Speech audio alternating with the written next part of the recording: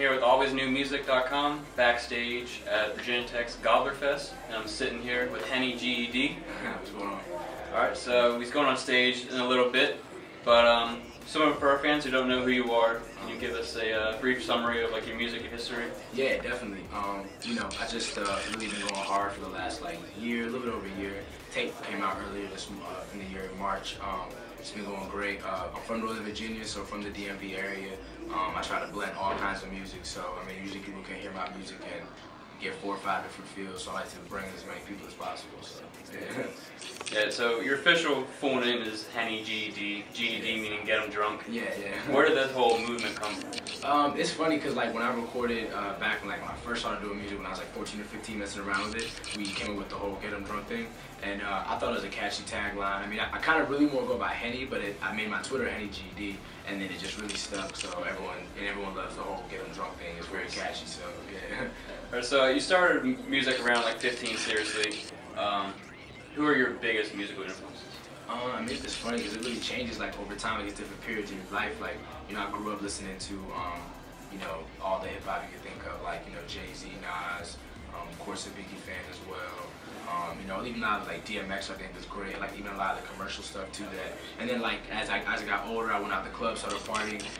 More recently, I got into more, you know, top 40 stuff, and even you know, techno and house. Lately, last year or two, a bit of dubstep as well. So it really, you know, it's just great music to me. It doesn't really fit in a genre. It's whatever you think sounds good. So yeah, definitely sounds good.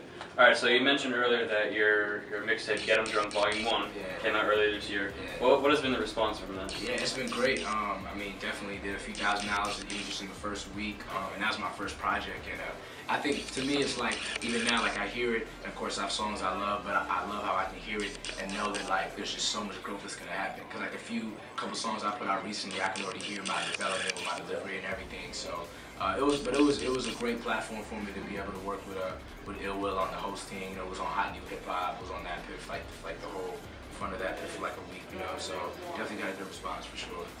Yeah. How did you actually hook up with DJ Ill Will? Because he's a big name. Yeah, definitely. One of my just a lot of connections I've built in the last 2-3 years. One of the cats I was working with, Ben Harper, he was really cool with Ill Will. Sent him over I think it was Through This and another and a couple videos of how I opened up for Mac and Wiz and all that. And that was right before the tape.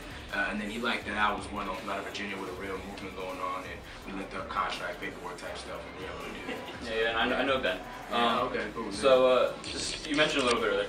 Describe your music sound style in one sentence if you can. Yeah, damn, that's tough. One sentence. You can just run on it if you want. Yeah, run on this. I put the little commas in there too. But nah, it's just it's energy, energy that you could. What's the best way to put this? Energy that you could draw from anywhere, and it will make you move. And I want to put you in a good mood. And that's yeah. So it's just feel good music. You know what I mean? So you're a rising star from the DMV. It's a big area, a lot of artists. What's the biggest challenge you face as an artist? Yeah, I mean it's plenty of them. I think any artist that's on the come up will tell you it's not easy at all. It's a lot of hard work. Anybody that you see that you think made it or is doing great, they put in hours and hours, more than any regular job. You know what I mean? So that's really it. Just putting in that time. You know, figuring out your niche to stand out.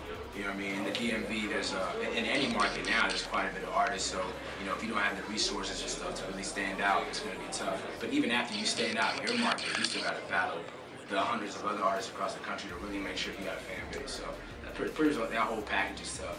Yeah, of course. So, what would it take for you to say you made it in the game?